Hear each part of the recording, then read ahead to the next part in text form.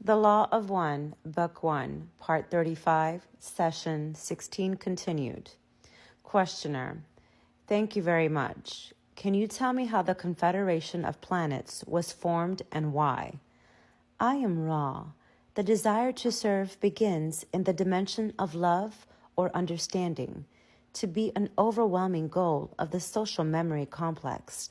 Thus, those percentiles of planetary entities, plus approximately 4% more, of whose identity we cannot speak, found themselves long ago in your time, seeking the same thing, service to others.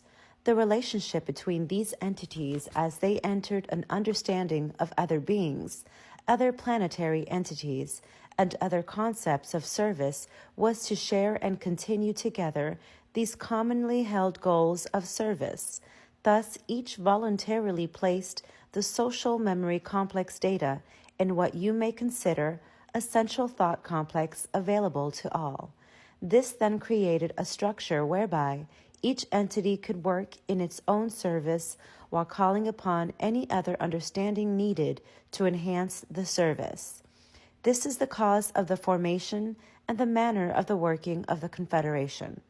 Questioner: With such a large number of planets in this galaxy, you say that there are approximately 500 planets in the Confederation.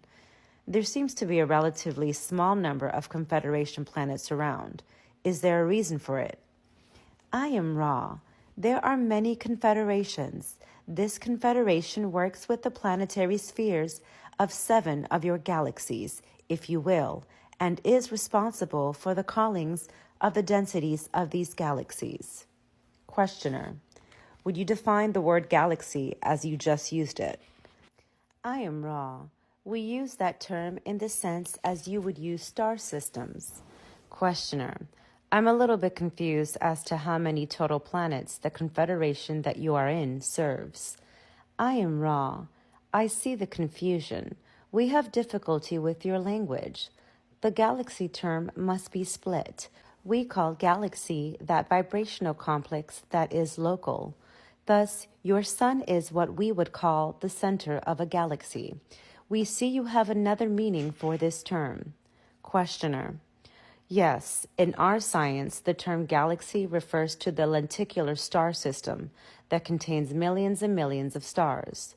There was a confusion about this in one of our earlier communications, and I'm glad to get it cleared up. Using the term galaxy in the sense that I just stated, using the lenticular star system that contains millions of stars, do you know of evolution in other galaxies besides this one? I am Ra. We are aware of life in infinite capacity. You are correct in this assumption. Questioner: Can you tell me if the progression of life in other galaxies is similar to the progression of life in our galaxy? I am Ra. The progression is somewhat close to the same, asymptotically approaching congruency throughout infinity. The free choosing of what you would call galactic systems causes variations of an extremely minor nature from one of your galaxies to another. Questioner: Then the law of one is truly universal in creating a progression towards the 8th density in all galaxies. Is this correct? I am Ra. This is correct. There are infinite forms, infinite understandings, but the progression is one. Questioner: I am assuming that it is not necessary for an individual to understand the law of one to go from the 3rd to the 4th density. Is this correct? I am Ra. It is absolutely necessary that an entity consciously realize it does not understand in order for it to be harvestable. Understanding is not of this density.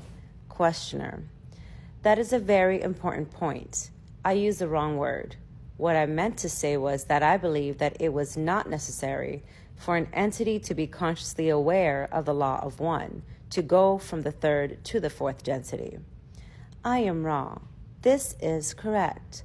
Questioner: At what point in the densities is it necessary for an entity to be consciously aware of the law of one in order to progress? I am Ra. The 5th density harvest is of those whose vibratory distortions consciously accept the honor duty of the law of one.